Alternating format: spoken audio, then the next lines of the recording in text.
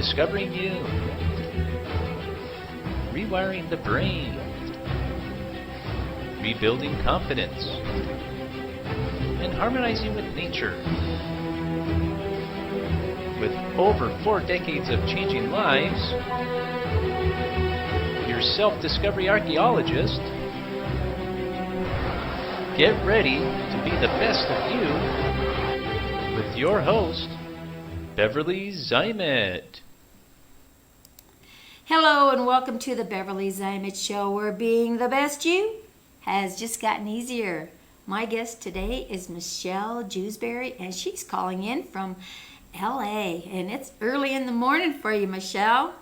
Yes, it is, but that's totally fine. It's nice to get up early every now and then. I typically don't get up early, so 7 a.m. is beautiful. Beautiful. It is, and I'm actually looking forward to going for a run after this, so that's good. Well, at least it's nice out there. It's cold here today in Denver. It's like 43 degrees. It rained all night. It is freezing. We've got like 6 inches of fresh snow in the mountains. It's crazy. Wow, that's amazing. Yeah. It's June. I know. Crazy to me. I Yeah. know it's June. Oh my gosh, back in the 80s, we had 12 inches in town of snow on July 12th. And I got pictures of the kids jumping off the deck, in their shorts and t-shirts into the snow. It was silly. Oh my gosh. Speaking of spring skiing, you can do summer skiing then. Yeah. They actually, I think it was like a couple weeks ago, we had a lot of snow up in the mountains again. And they actually opened one of the ski lifts for a day or 2 days. Oh, that's cool. Yeah, I know. You won't see that in LA. It's supposed to be like 98 degrees today. I don't think it's going to reach that today at all. We've had some crazy weather, even over the weekend. There were a lot of trees down over where I live out in Brighton. And, oh my gosh, there were big trees just uprooted. So it's been windy and crazy, and who knows, right? The weather's just as crazy as the rest of the world. Well, climate change is a real thing, and the rest of the world is showing us that anything can happen. So, man, I'll tell you, it's an interesting time to be on the planet, isn't it? it is an interesting time. It's a bit scary. I know there's a lot of people with a lot of fear right now. Right. But it's not something that we can't overcome. But there's significant changes that need to happen all the way around. Right. And then I'm a firm believer that those changes have to start within the self, because the more change you make in the self, the more impact you have outside of the world, because it's energy. We're all connected. We're all one, so what one person does ripples out to everybody else. And so it's like you got fear rippling this way, and you got love and, high energies rippling this way, and then they collide, and who has the most wins, so to speak, right?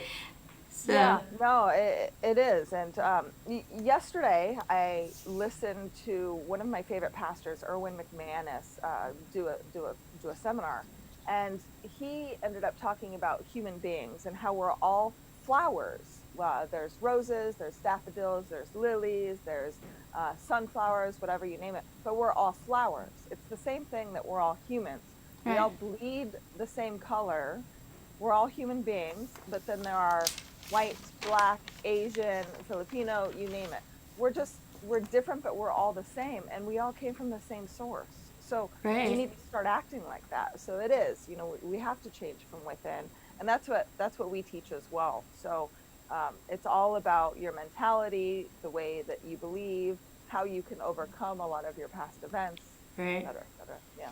Yeah, and that's beautiful, and it's so much needed. I mean, it's always been needed, but I really feel that when they've talked about the awakening, and I think we're really in the midst of all that awakening, and the wake-up call that we're getting to really start to internalize what's going on here and become an expression of it. I like your little sign up there. It says unsilenced voices, right? You'll have to talk about that in a little bit, because the voice needs to be heard, and that's kind of one of the reasons why I started this show as well, and being that best you that you can be. So every day, if you make it a point to become an even better you and get that vibration uplifted, and this is a space, just a a neutral ground, shall we say, to be able to be that expression of what your story is. And sometimes just being able to get that out and other people hearing it makes a difference in their lives. So if you only touch one person's life, that's been made a big difference, right? Well, expressing yourself is extremely important. And the thing is if you've had emotional trauma, emotional pain, and you don't get it out, if you don't write about it, if you don't talk about it, if you don't get it out of your soul, then it turns out that there's physical and or emotional ailments that happen Yes. because of that in your future. And we teach that a lot. So we teach a whole 5-step process to overcome obstacles, because I've experienced a lot of trauma, a lot of pain in my life, hence why I started a nonprofit organization called Unsilenced Voices, where we serve so many people around the world and help survivors of domestic violence and sexual abuse. And we teach that. I mean, you have to be able to speak up. And especially right now, there are so many people who are speaking up. And it's great to see the people who are speaking up in a healthy way, who aren't looting and who aren't destroying our communities, but the Right. peaceful protesters, right? It's important for people to hear their voice. And I think you really tapped on something right there, because people need recognition, right? And they're going to get recognition. It's just like a little kid, right? If he wants attention or she wants attention, they're going to do something. And a lot of times I don't like good and bad, but that's what we've distinguished it on the planet here. So if they're doing something that's really good, a lot of times it goes without acknowledgement, right? Without recognition. So they start to act out, because that's where they get the attention. And that follows into, the older you get and everything that you're doing. So again, when you look at the riots and things that are going on and the disturbances that are happening, it's because they want that attention. And the media is going to give it, which is, Well, so there's twofold there, right? There's also another side of that too. So, for example, my brother and I are complete opposites, but we grew up in the same household with the same Right. mom and dad. My brother, growing up, he decided to rebel most of his life because that's how he got the attention that he so craved. Mm-hmm. And then I decided subconsciously that I was going to excel. So I was a straight A student, and I was National Honor Society, Dean's List, you name it. So I worked to excel in my life, and he rebelled. Now, both cases, like you said, we wanted attention, but the attention that we so needed, that we desperately needed, it wasn't like, I just want attention. Right. It was necessary for our core. And it's the same thing with these rioters and these protesters, because there has been something happening on this planet that shouldn't be happening. And Right. now we finally come to a head where people are seeing it. And it's like, it's not just attention anymore, but we have to bring attention to it so we can Right. bring awareness to it to make change. Yeah. And, and again, I agree with you 100% with that. Violence, I don't think is the way to go. No, But to be it's not. able to speak loud, and the destruction, this is one thing I never understood, is the destruction and the harm that you bring to others that that have no connection to what the upper echelon and the things that need to be addressed, right? So if you got a problem with a political party or something like that, then go after that. Don't go after your neighbor who's got a business over here and burn it down. Yeah, but that's not So- all of the protesters. That's just No. a certain portion, And then, Yeah. like Martin Luther King Jr., he advocated for protesting, but peaceful protests, and Right. that's what we're starting to see more of now, which is great. Is the peaceful protest, and that's what we need. And I think that's great. And to have a strong leader in that can keep the crowds, where they need to be, so that they don't, because all it takes is one bad apple, and Yeah. boom, everybody's running, right? And it's like, whoa, But I agree with you. The voices need to be heard, because it is heard around the world. It's not just here in our country. It's Yeah. global, and that is, I mean, I don't think anything in history has ever happened on a global platform like this, where every country in the world has been impacted to that degree. Well, we And have information at our fingertips. I mean, these things, these little cell phones. oh my gosh, there's more computing power in this than there was in the very first ginormous computer that they ever made. right, And we're communicating in an instant with people across the world. I do Zoom meetings with a gal from Australia all the time because we're starting another business, and it's instantaneous. We Right. get instant information. So Right. I was on social media, of course, and I was viewing some of these protests and Paris, France, and around the globe, like you're saying. Right. It's really insane, but we need to make significant change worldwide. It's not just the United States. Oh, yeah, agreed. Worldwide thing. Yeah, Yeah, it is sure. global. And like you said, the technology. I mean, look at us. Okay, you're in LA and I'm in Denver. Yeah. You know, and okay, you spoke with someone in Australia yesterday. I was on the phone with someone in Australia yesterday, right? And, you know, following this, you know, recording at noon today, I'm dealing with the UK, right? Yeah. And a couple days ago, South Africa, you know, so we are at your fingertips, you know, right here, face to face, you know, and the clarity. And what a day right now. This is really a time for us to realize that we all do, I hate to repeat myself, but bleed red. We're all Yes. human beings, you know? So Yeah. and it's a global society, a global planet. And that's what people don't necessarily see. Now, I mean, we don't need to get into politics, but you know, international relations and, you know, communicating with people offshore, it's very, very important to have all of those in Right. place. You know? Right, and I think it's shows like this and communities like your unsilenced voices there, you know, that really start to unite, you know, everyone from different parts of the world, because we are not that different from one another, you know. No, and the discrimination, it's not just racial discrimination. There's gender discrimination. There's religious discrimination. Right. There are so many different types of discriminations and injustices that need to be addressed and stopped. Right. And that's what, you know, we're starting to see. We're gonna have the racial one probably put to an end. We're hoping soon. This is why, you know, the rioters and protesters are out there. But then we still have a slew of other things that we need to address. Right. And these other things are also, you know, the gender discrimination. I travel all around the world, and I spend a lot of time in Ghana and Sierra Leone, Africa. And, you know, we have a core group of people who work for us there.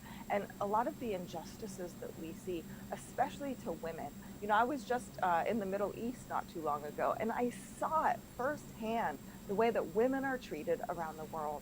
And it's something that needs to be stopped and something that needs to be addressed. More people need to be able to speak up, because women should never be beat, yelled at, scolded, raped, trafficked, you name it. Right. And it happens to men as well, just a lot less than it happens to women.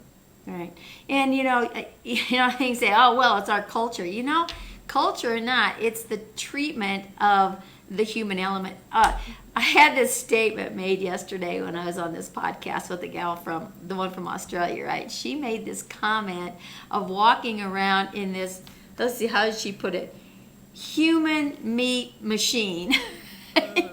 I'm like, oh, I've never heard the human body called that before. It was just kind of like, whoa. But it's so true. You know, the vehicle, the vessel that our soul is moving around in, has all the different pieces and parts and colors and shapes and, you know, everything that goes on. But when you get down to what's below that, and that's your soul. That's the soul essence of who you are. And again, we're all one. We all come from the same power source, right? And we're running off of that. And that's where all that knowledge is, and that information, and it's getting back to tapping into that and really understanding what that truth is. And that's the expression that needs to come. Every one of us has a different belief and a different truth, but it's honoring. You know, if you can just honor the other person for what their beliefs are and what their truths are. There's no right or wrong. There's just an is, and everyone has their own is. Honor that. Because And you know respect. what? Yeah, in respect. You gotta respect each other, Yeah. no matter what you believe. So one of my favorite authors, one of my favorite people ever, and his name is George Chanos, and he talks about that. And this is one of the basic skill sets that we need for the 21st century is empathy. We need Oh to my gosh. empathize with one another. Even if we disagree, just be able to have a civil conversation without getting into a fight, because there is that possibility that the Right. other person could be correct. That's So right. it's just opening your eyes, opening your ears, and having those morals and values and respecting one another. So Right. Yeah, it seems like everyone wants to go on that defense, right? And be right. Well, everybody's right. Nobody's wrong. There's no such thing as that. And again, we look at that positive, negative. It's only a charge. What are you charging? You know, a negative charge is necessary to make a positive charge move forward.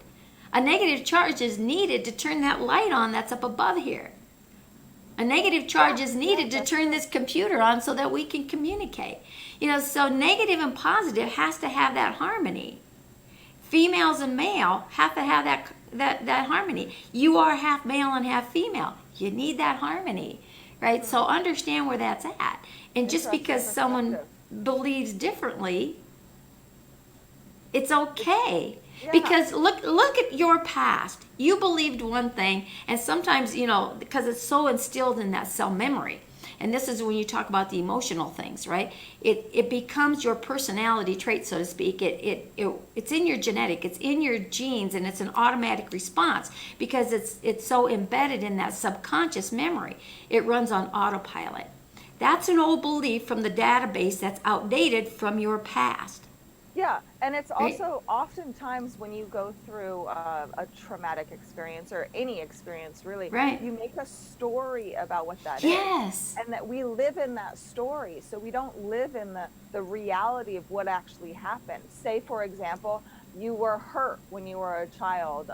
Say you broke your leg and you made a story up that because your brother pushed you or something, that all men are evil. Because Right. he pushed you out of a tree and you broke your leg. So you grow up believing all men are evil your entire life, and you're putting that out into the environment, into the atmosphere, and then in result you have horrible relationships with men. Right. You can't seem to find a romantic partner, et cetera, whatever that is. When the reality of it is your brother just sucked at the time and pushed you out of a tree. You know? So it's not that all men are evil, because not all of them are evil. Right. It's just that in that situation, that person was Right. not respecting you. Right. So, And that story, you know, that story keeps repeating on autopilot, you know, and maybe your brother really didn't push you. Maybe you were slipping and he grabbed to reach you and he didn't get you in time and down you went. You know, so the distortion is crazy, and it just gets worse as you go on. get older. Yes. And so to be able to recognize that old database and to be able to eliminate the old database so that you can put the new truth in, you know, so respecting and honor someone's belief and your own. Respect and honor your own belief and say, hey, you know what? That used to be my truth. That was my truth. And you've got to acknowledge that, because when you acknowledge the old truth as being the truth, the subconscious will let go of it. Otherwise, it's going to hang on, just like a kid that says, this is mine. You can't have it. It's mine, right? Yeah. And then that's where the ailments come from, you know, the Exactly. emotional ailments, autoimmune disorders, Yeah. chronic fatigue, chronic headaches, you know, anxiety, stress, you name it. All of that comes from past events. Exactly. Holding on to it. Holding on to it because we swallow it. We bury that emotional, you know, connection there. And again, it's that charge. So what's charging an emotion is just that. It's a word. It's what do you feed it? What do you charge it with? And the feeling is the charge of the emotion. Yeah. You know, so if you have anger, you're fueling it with what? With pain, with upset, you know, all these other little branches are feeding that anger, and that anger stores in the liver. How many people out here have liver issues, right? And then right alongside of that is gallbladder problems with bitterness. Anger and bitterness go together, Yeah. right? They do. You know, and so 100%. now you have digestive problems because you can't stomach things anymore. and then it goes into the fear base. Now you're having problems with your kidneys. It just continues to multiply. But when we understand that, where all these things are stored, and you start clearing that out. Yep. And again, it's getting that voice out, that story. Voice out, yeah, exactly. Voice and out. It comes full circle now. It does. Speaking up, about Yeah. getting it out of your system. Because you have to. Because if you don't, then you really will. I deal with a lot of people who have experienced trauma. Typically, women who have experienced some type of emotional and or physical abuse from their partner or growing up, and they hold on to that. And because they believe in their stories, because they believe in what happened, and they continue feeding that belief system, like you said, then they have a really hard time recovering. And I mean, we teach an entire 10-step process. We have a 17-week platform. It's a master class and then an intensive where we teach to help people overcome their obstacles. And the first 10 steps is just getting them to realize what actually happened. Right. It's that recognizing what the truth is, and then acknowledging that, okay, that was then, but this is now. Now and we can adjust. Move forward. Yeah, and I think that's the hardest step, is that acknowledging it as being the truth. Yeah. And it's tough because it doesn't taste good, it doesn't smell good, it doesn't feel good, it doesn't sound good, it doesn't look good. So you got all your senses playing in here, right? But you've got to acknowledge it as being your truth. Yes. The false truth of what it is, but it was the truth when you created it. Yeah. When I was writing my first book, I had a therapist at the time, and I see him regularly, to stay healthy. And during the time, I was in my old belief system, and I didn't want to feel, right? I didn't want to go through that pain because it's not comfortable to recover. And he helped me go through it, but it wasn't easy. It was very, very painful. I cried a lot, especially dealing with a lot of the emotional and physical abuse that I experienced from my abuser. And going through that, it took me years to finally overcome. But now I know how to regulate myself. I know that when I'm in a sticky situation emotionally, I can handle it. It's just not easy. People don't realize that in order to heal, you have to feel. Oh, that is so true. Oh, I just got chills when you said that, because it is true, But you don't have to feel for a long time. You can feel for a short time, and that's your free will. That's your choice. So what's the intensity that you want to feel? And again, when you're going back and you're experiencing those things when it comes up. So what comes up comes out. If you can use that. So if it comes up, it's ready to come out, and to be able to understand it. And when you're dealing with it, 95% of all of that fuel that's being fed isn't something that's created in you. It comes from attaching emotions by talking with people, with friends, you're sharing, or they're sharing their sob story, whatever it is, right? Now you're taking on, because you're taking sympathy instead of empathy, as you mentioned earlier. Now their problem becomes your problem, so it gets bigger and more distortion. You watch a movie and you find yourself crying because you feel their pain and all of that. You read something in the media, you hear someone else's story. All of these things, because thought is magnetic, is piling on your stuff. So really, and you relate it to yourself. You do, and then you justify it almost. You justify your experiences. You justify your thoughts, your feelings. You justify the words that come out of your mouth. Yeah. So justification is crazy, So when when you start making up these excuses, you got to justify those excuses so that you appear to be correct. Right? Because everybody wants to be right. Nobody wants to be wrong. Well, when you get the right and wrong out of the way, it's okay, Yeah. And it's like, what are people going to think of me? Right?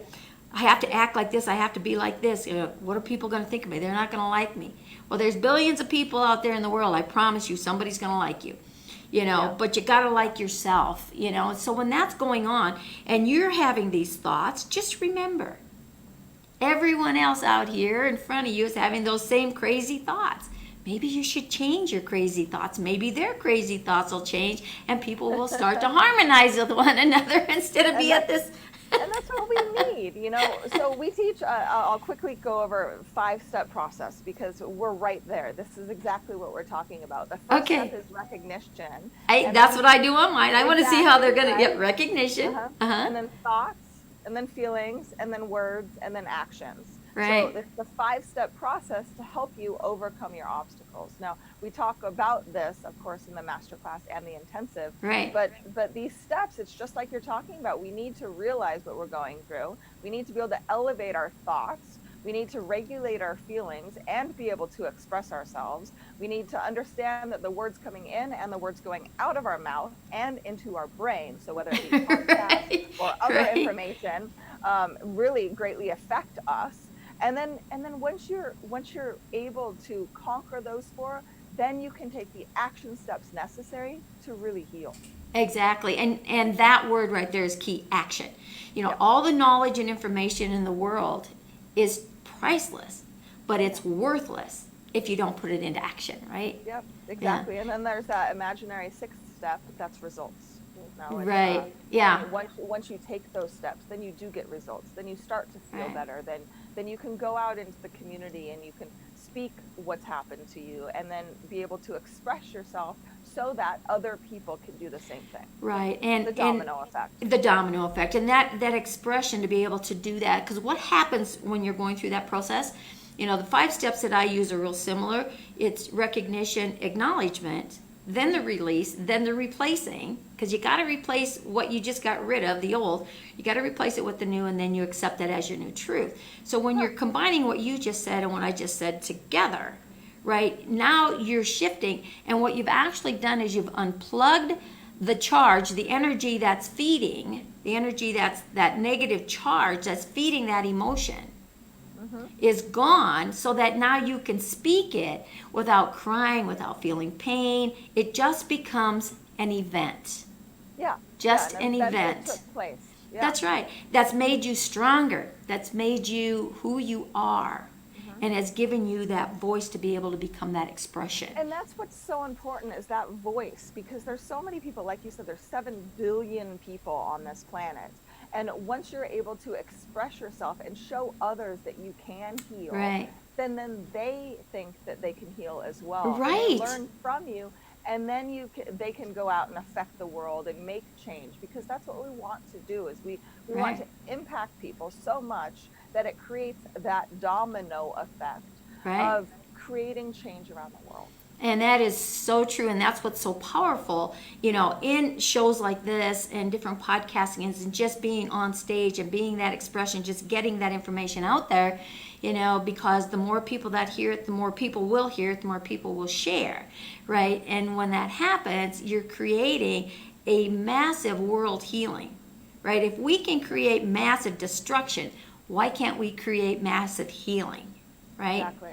You know, and that's where focus. All of these injustices, these the racial discrimination, the gender discrimination, religious discrimination, just discrimination in general, and all of these the corruption that we see in countries around the world, and how it impacts, how it trickles down and impacts even children playing, you know, with their toys on the streets.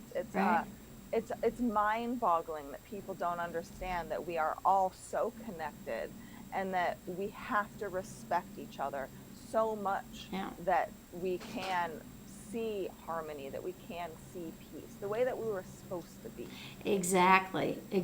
Get back to the root of where it started, and that's what that soul essence of pureness, right? Yeah. Right? And that, you know, I've talked harmony like forever, you know, and I don't know about you, but sometimes you talk to people about, you know, you start bringing, you know, both sides of the fence, the extremes, you bring it together to reach that harmony, and they look at you like deer in the headlights. What's harmony? What? Yeah. What's harmony? And you know, there are some situations where the pendulum, right, was so far this way, and now it's swung all the way here, and you need to settle it down. Right. And that's the harmony that you're talking about, is the settling it down to where both sides understand and come together and see.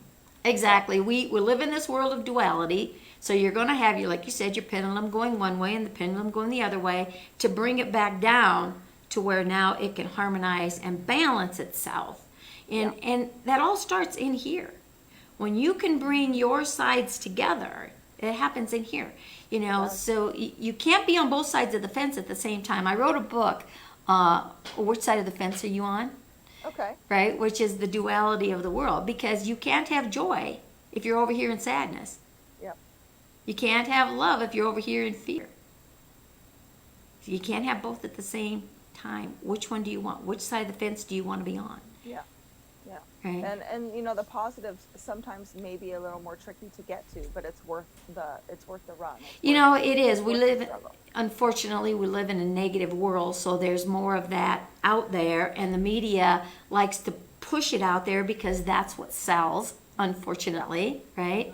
And so it's getting that shift, and sometimes too, interpretation, how we interpret things. So when we listen to the news media and the things that are out there, we're only getting half-truths, and then we allow our minds to take off in the old database of information, right? So it's like discriminating between what is truth and what isn't, and what's hidden below it, so... Yeah, it's insane. One of my favorite books is called Outwitting the Devil by Napoleon Hill. I've read that book.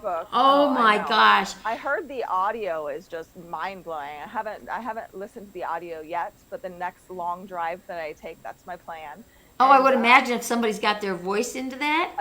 The first time I read it, I'm like, oh my gosh. And then I had to turn around and read it right again because it was like, oh my gosh, this is like... a great book, and it talks exactly about what you're talking about, not allowing our circumstances to rule us. And if you're living in sadness, then how do you get to happiness? Right. And it's not listening to all of these negative factors in life, not listening to the devil try to corrupt us and continue to keep us down. So it's breaking those chains. And that's what we need to do. It's an interesting story too, because that book was written, I think, back in the 30s maybe? Something like that, the 20s and the 30s. And it wasn't published because there was, again, like, oh my gosh, if you put that out there now because the public wasn't ready for it, and so it come out in recent years, but it is so impactful. And right now, if you guys haven't read that book by Napoleon Hill, what's the exact name of it? Outwitting the Devil. Outwitting the Devil. So it's written by Napoleon Hill, but it's excerpt by Sharon Lechter. So Sharon Lechter has a lot of information in that book as well, which is really great, and she kind of breaks down a lot of what Napoleon So she went through and said, okay, now this is how it fits in and interprets and stuff. Yeah, she's great. Yeah, it's awesome. It's a book that will change your life. It will give you a lot of fuel for thought. Right? Yeah, it definitely will. So, yeah. So get that book, everybody. Yes, get that book. Get that book, right? We'll definitely have to make sure we put that up there in the comment box. It's like, okay, get this book because it's a game changer. It's definitely a game changer. And there's a lot of beautiful authors, and it's interesting, when you look at some of the things that have been written, and decades ago. Itself. It does. Oh my goodness. It does. And I'll tell you, I don't know if anything's been repeated quite as drastic as it's been now in the globe. Maybe it was, but we didn't have the communication like we do now, right? Yeah, that's very true. I was in Egypt in March, and I spoke at the Women's Economic Forum there. But after I spoke, I was able to go out and experience the pyramids. And speaking of history repeating itself, the pyramids have been around for thousands of years. Right. Egyptian history is just mind-blowing. Yes. And I know that we have repeated ourselves over and over and over again. And one of my very, very good friends is reading a book called The Rubicon. And it's all about Roman history. And he tried to explain a lot of it to me, Pompeii and all of it. Right. And it's the destruction and then the rebuild and then the destruction and then the rebuild. Exactly. We just need to stay in the rebuild. And I don't know why, as humans, human nature, we continue to make the same mistakes over and over again. And Right. we have to figure out how to prevent that. And with the technology that we have this day and age, we should be able to do that. We should be able to use history as what we should not do. You know? Oh, well, very well Yeah. said. Very well said. I agree. And hopefully, as we keep again getting the voices out there, right, and start doing that. When you reach that 100th monkey effect, are you familiar with that? No, no, remind me. Okay, the 100 monkey effect is there were monkeys on this island, totally isolated from monkeys over on another island, and they were given bananas. And one day, the monkey picked up the banana, and it had gravel all over it, sand. So he went down and he washed it off, right, and then he ate it. And then he started doing that every day, and the other monkeys started seeing him do that, right? And pretty soon, this tribe of monkeys over here on this island were doing that. And then all of a sudden, monkeys over here on this other island started doing it. So they call it the 100th monkey effect, that after so many, Learned behavior. right, happened, all of a sudden it was shifting and it was doing that ripple effect where it went over. And now it was happening over here. And then they saw it happening on other islands. And pretty soon, everywhere in the jungles that were where the monkeys were, living close to the waters, they would all wash their food before they would eat it. So it's a habit, and it just goes. And we all are instinctive, we all have that ability, to say, oh, okay, somebody's psychic or intuitive or whatever, that sets them apart, they're different. Not so. Everyone has that gut reaction, that knowingness. Are you paying attention to it? Yeah, Are you yeah, and a lot of listening to the people aren't. silent words? We talk about the silent voices, the unsilenced voices, right? But that silent voice that's inside, are we listening to it? I mean, we've been taught, back in the 70s when I started my journey in 1974, it was like you didn't talk about these things, right? Even through childhood, you had your 30 seconds to cry and that was it. That was it. Yeah. You're done. Right? Get over it. That's how you guys were raised. Get over it. Yeah, you're done. You had your 30 seconds. Now get on with life, right? But so there was. So you never really had that full expression. But at the same time, you start unveiling these things to be an expression of. And for me, I was a rebel. I was like your brother. I was the rebel. I had that instinctiveness all through my childhood. I used it as a weapon to get even because I was small, I was picked on. I grew up fighting.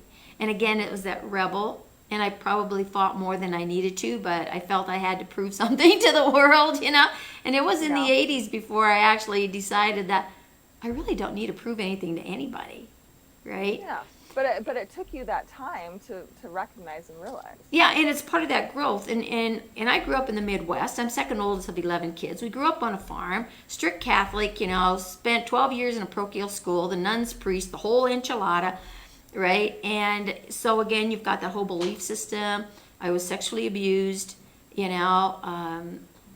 but that's my story. It took me a long time to be able to get my story out. I remember the first time I shared my story, in front of a live audience. It's like, wow, now I've just bared my soul, my whole genealogy to the world, And then it also goes back to, what is everybody going to think about me? I didn't have that. I really did. I didn't have that, but That's it good. can go I know that a lot way. of I people didn't do, have yeah. that, but it was like, wow, this is like really impactful.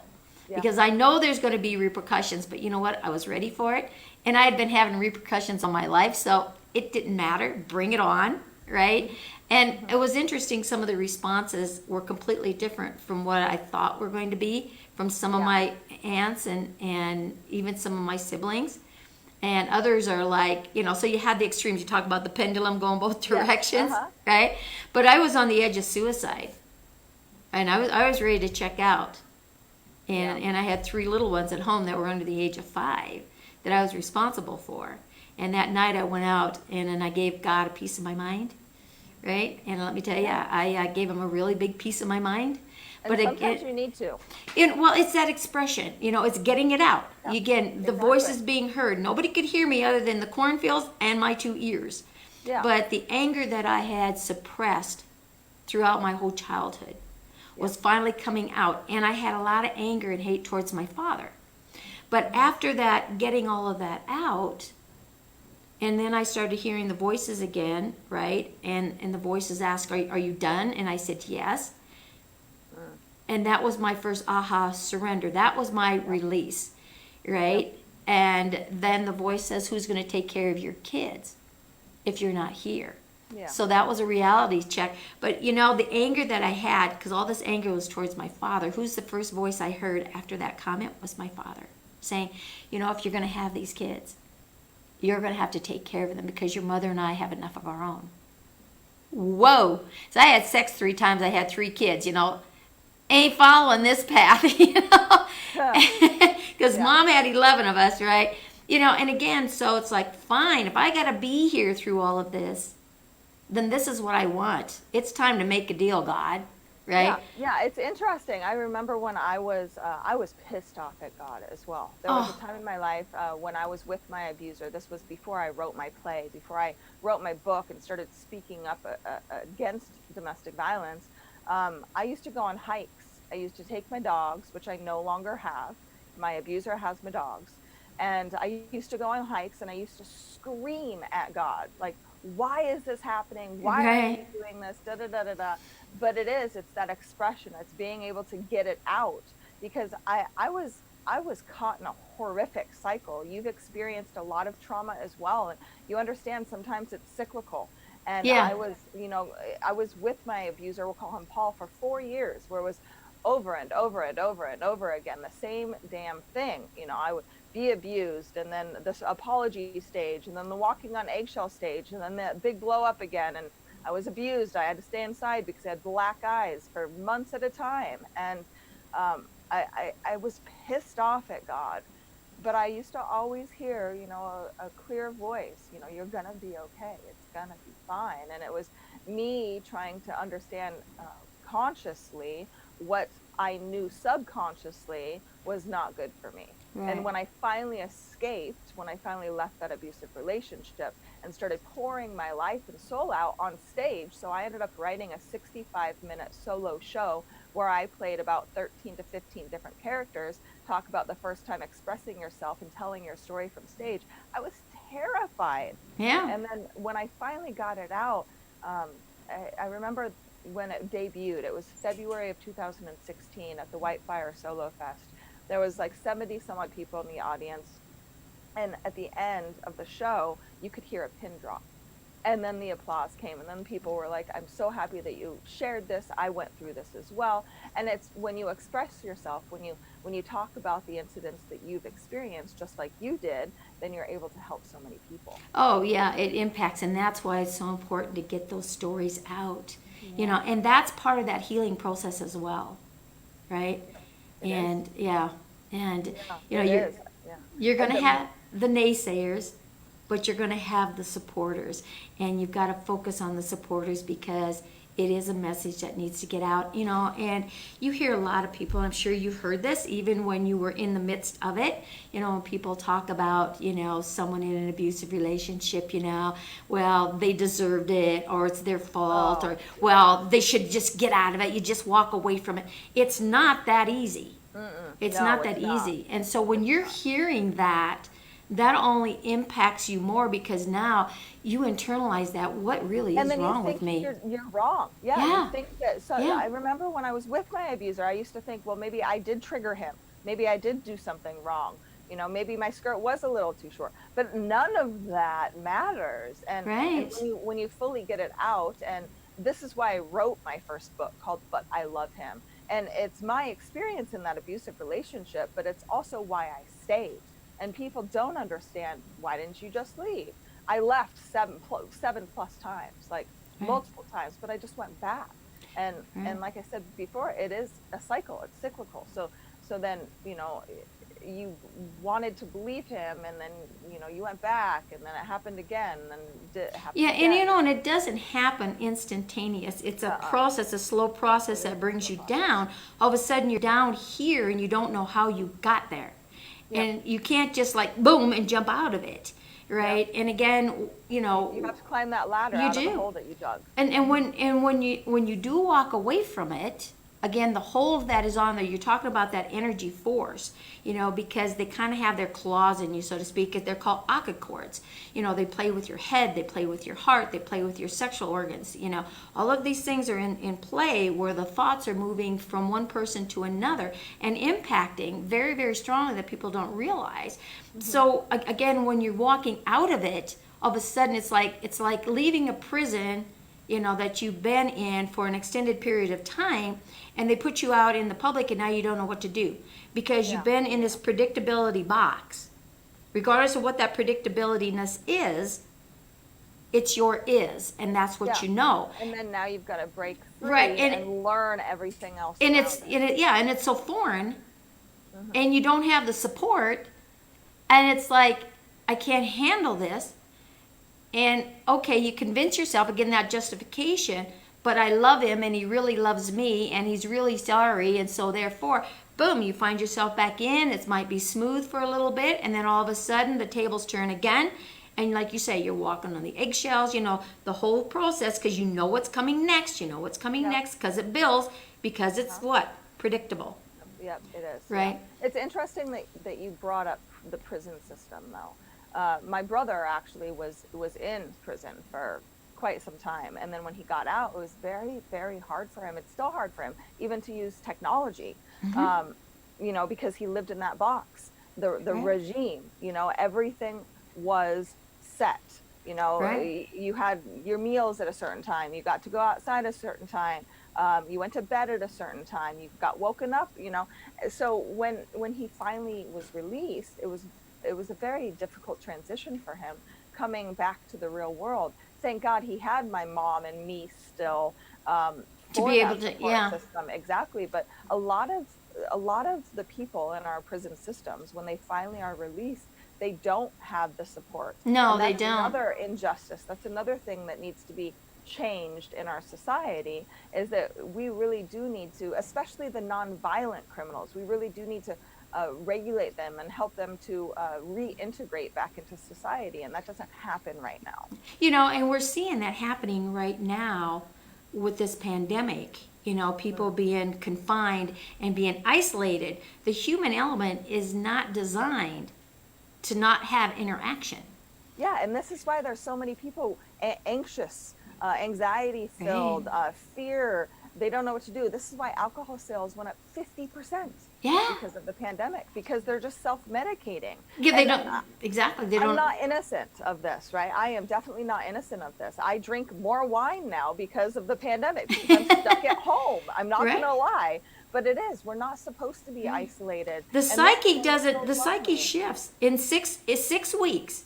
6 weeks, the whole psyche shifts around that separation. It's like being in prison, because now you've been isolated for that extended period of time, and the fear that we've been fed, the whole psyche shifts. So now when you are out and you're in a place, and I'm a people watcher. Yeah. Okay, and when you understand how the mind works and how it connects with the brain and all the neurotransmitters and everything's running, and you watch this, you walk in a store, and you just walk by people and keep on going, you're talking and whatever, right? All of a sudden now you're walking and someone's coming your direction. All of a sudden you feel this shift of energy, and they're like, and then they move like you're contagious or something, it's like, whoa. To watch that happen. I've been on the planet 70 years, Michelle. Wow. You don't look 70, by the way. I'm actually, in my embodiment and in my mind, I'm 45. Right? Yay. Yeah. But to be able to observe what's going on, never in my wildest dreams did I ever think I would even remotely see anything like this. Yeah, I know. Walking down the street, people who are walking by themselves are wearing masks right now. Yeah. Which is crazy to me. But then when we come up to each other, one of us literally goes on the street while the other one stays on the sidewalk. I don't do that. Here we go with the rebel me, right? Yes, rebel I refuse to wear a mask because I'm not going to be suffocating myself and breathing carbon dioxide. I might as well turn my car on in the garage and and just sit there, right? Well, there's a lot of places where I live where it's mandatory. Like if there's a mandatory place, to wear it. I won't wear it. I won't go in. I said, okay, I guess you don't need my business. I'm gone. You won't be coming to LA anytime soon. That's right. Because it's mandatory everywhere here. Yeah. You go into a grocery store if you don't have a mask, a doctor's office if you don't have a mask, they won't let you in. And right now we're starting to open, and by the time that this is actually aired, we will be open. And the thing is with the pandemic, and then on top of that, the protest, we'll see what happens with the pandemic. Because if it does, blow up again, like some people are believing, right, then we might be in trouble. But we are slowly opening, and people are going into restaurants and not knowing what to do because we wear a mask, and then as soon as we're in the restaurant, we take it off because we eat and drink. So it's so confusing. We're in a very confusing time, Beverly. Right. Well, and then I think personally, we all need to really take a deep look at what's going on here. Where is your mindset? Because the power is in the mind. If you believe it, you're going to get it. So if you believe that you're going to get corona, you're going to. But you know what? Coronavirus is in your DNA. It's already in your body. What are you going to do to trigger it or to not trigger it? Now, I'm 70 years old. I've never been sick a day in my life. Never. Good for you. Never had a cold, never nothing, right? Good for because you. It's not an option for me. Yeah, no, and again, there's different perspectives. Like my friend who is 34 years old just died of coronavirus. And a longtime friend, I haven't talked to him in years, but then I was notified that he had passed away due to coronavirus. I have another friend who had coronavirus, and she's 36 years old, and she was in the hospital on respirators. I live with somebody who's 75 years old. So if coronavirus, just if it is as toxic as what people are saying, I do want to take some precautions still. Well, it's true with anything. You take precaution, and it's the mindset. But the fear is what's going to trigger. We know that stress is like 95% of all discomfort. Yeah, and it will goes back to stress. Disease. Right. Yeah, it will. And that's what we're talking about, changing the mindset, your thoughts, feelings. And and what can you do for your immune system? Mm-hmm. If your immune system is compromised, it doesn't matter what it is out there. Doesn't matter. You're going to get sick. Something's going to happen. And if you're already compromised and then you start triggering that stress releases and those fears, it's going to escalate, right? But it takes discipline. It takes discipline and understanding, and to be able to understand what the functions are and how the mind and the spirit work together. We've been talking for years, mind, body, spirit, mind, body, spirit, mind, body, spirit. Well, what is that? Yeah, right? Yeah. And it's beginning to become a household word. More people are starting to say, what is my connection to, I know I have a soul, or I believe I have a soul. Well, what does that mean? What does my soul, how does it impact this vessel that we're walking around in? And how can I keep this, and so and again, it's awareness, and I really believe what we're talking about here and getting that voice out.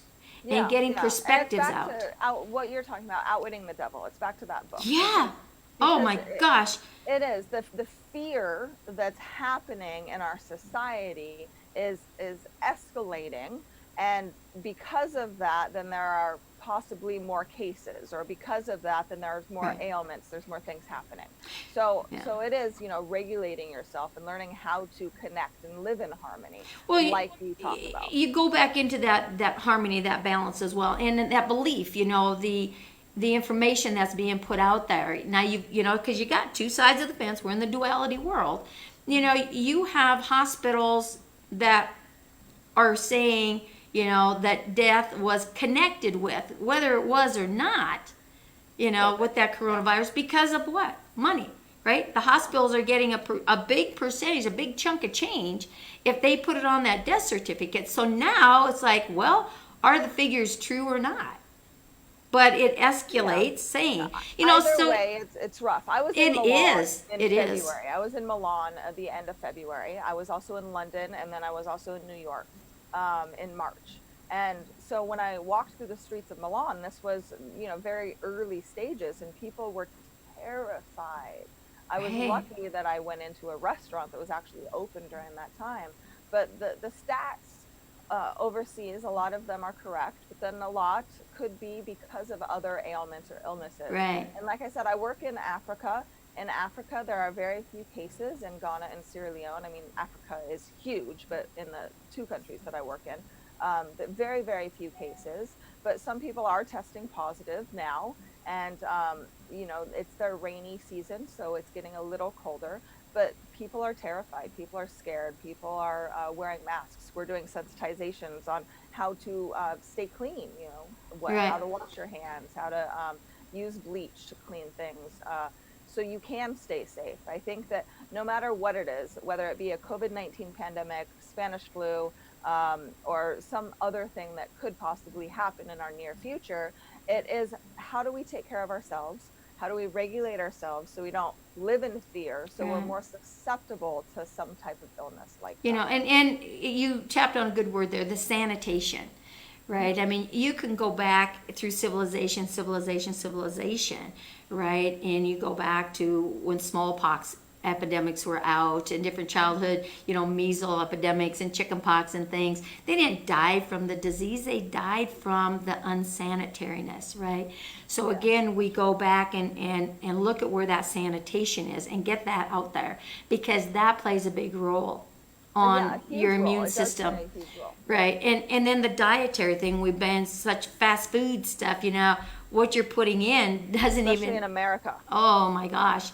Yeah. So there's a lot of variables to that, and it's bringing those variables that have swung way out here, bringing them back into that path of harmony, right? Yeah. Mm-hmm. And that's what we want to live in. Yeah. So, that's right. And we want to live in harmony. We want to live in peace. Yeah. We want to see our world a better place, and in order to do so, we all need to speak up, and we all need to regulate ourselves. Because when you regulate, like you said, from within, then you're able to express and help other people do the same thing.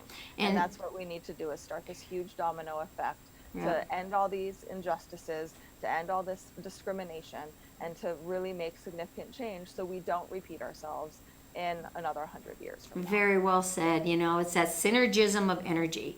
The synergism of fear is no different than the synergism of peace and harmony and love. So let's focus on that so that it can override the fears, right?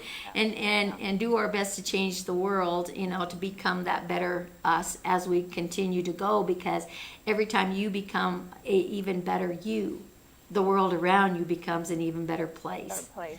Exactly. So Michelle, my gosh, we could continue this conversation. We could talk forever. Yeah, I would love to offer your viewers a free gift, though. Sure. If they text UNITE, UNITE, text UNITE to 26786, then they'll get a free PDF file, a 6-page PDF of the 5 steps to overcome obstacles. Again, it's text UNITE to 26786. And if you're international, Beverly, I know that you deal with a lot of international clients, so a lot of your viewers are international. You can find that information on michellejewsbury.com as well.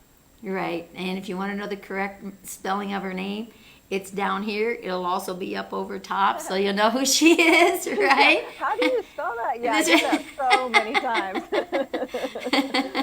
Oh, Michelle, thank you so much for being on the show. It's an honor to have you here. We definitely need to get you back and, continue this conversation again. A lot of great morsels. So I hope all of you listening out there had a great time listening to the information that she has shared. Comment below. Let us know what you liked most about it. If you want to reach out to Michelle, you want to reach out to, anything that she has going with her Unsilenced Voices, let her know. Comment below, private message her, friend her over there on Facebook. She's on all the social medias. Just look up her name and you'll find her, right? Great. Thank you so much, Beverly. Yeah, you can reach out to me any way that you can. I'm on every platform. Right, and if you can't find her, then text me and say, who was that chick that was on there, was talking about this, and we'll get you there, right? Perfect. All right, thank you, everyone. Now it's time to say, go out there, be that best you that you can be, because Michelle and I are going to be the best we that we can be. And we'll see you all on the next show. Bye for now.